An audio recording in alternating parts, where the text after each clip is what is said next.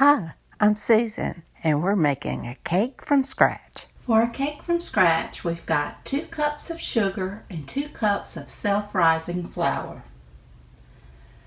We've got 2 large eggs,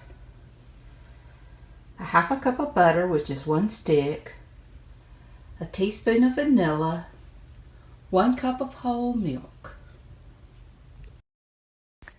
You want to mix your sugar and your self-rising flour together and set aside.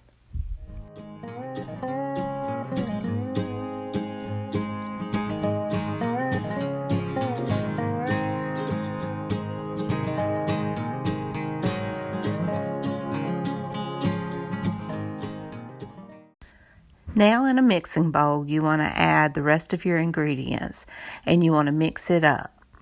And then you're going to start adding your flour and sugar mixture gradually.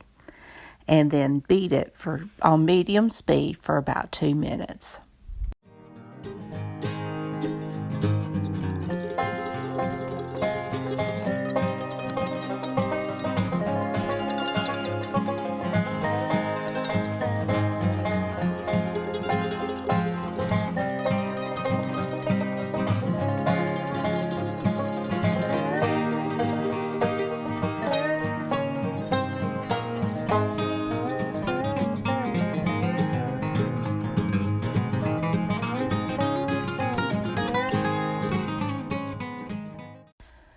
Now pour your batter into your greased and floured pans. I used Baker's Joy on my pans, and these are 8-inch pans. The recipe didn't specify what size pans or how much to do. I believe you could have done 3 layers, or you could have done a bigger size cake. You want your oven preheating to 350 degrees.